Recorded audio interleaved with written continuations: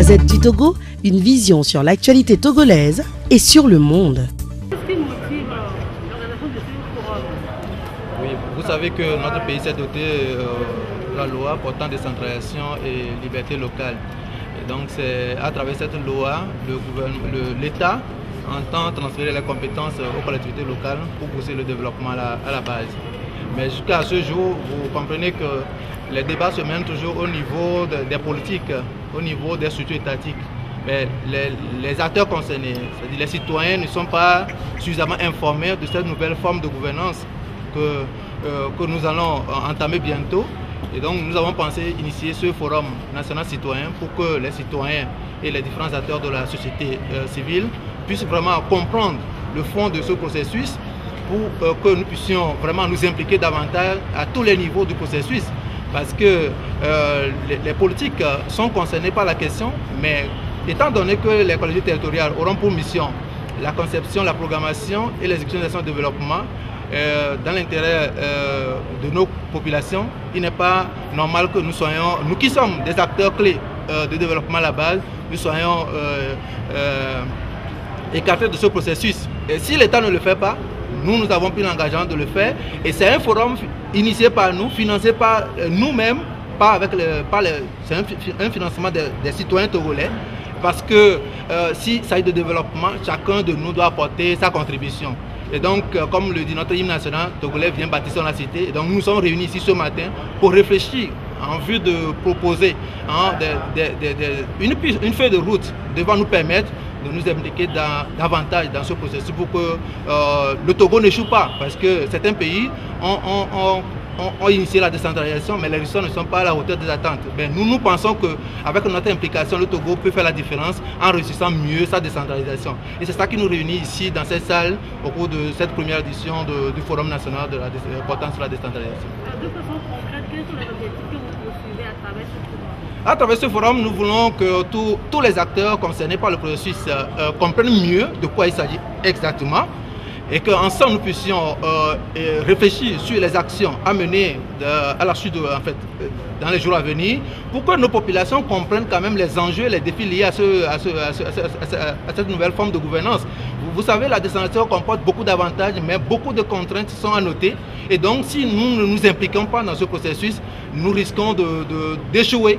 Le Togo risque d'échouer parce qu'une décentralisation sur papier sans l'implication des citoyens, ce serait un échec. Donc nous pensons qu'à travers ce forum, nous puissions vraiment réfléchir sur les actions à mener par nous les acteurs de développement endogène pour que notre pays puisse vraiment avoir la chance de réussir mieux sa décentralisation pour que les besoins de nos populations vraiment puissent trouver des solutions idoines à travers cette nouvelle forme de gouvernance. Alors, et le citoyen en soi, quel sera son rôle dans ce processus-là? Alors, je crois que le citoyen, son premier rôle d'abord, c'est de s'impliquer et de comprendre mieux ce qui sera fait le concernant, et maintenant voir quel devait être son rôle en tant que sentinelle, parce que les politiques sont concernés par la décentralisation et ce qui les préoccupe, c'est de comment être élu à la tête des communes pour diriger, assurer l'administration, mais la décentralisation avant tout c'est une question de développement. Et donc nous pensons que les politiques qui seront élus, qui seront nos prochains élus à la tête de nos communes, ne sont pas forcément des gens qui sont ancrés dans les pratiques de développement, et donc nous, en tant qu'acteurs de la société civile, il est important que nous puissions vraiment nous organiser pour nous impliquer dans ce processus pour que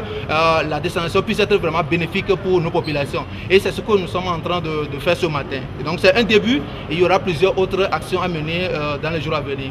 Son quoi espère être formé, pourquoi et quelle sera leur responsabilité face aux citoyens?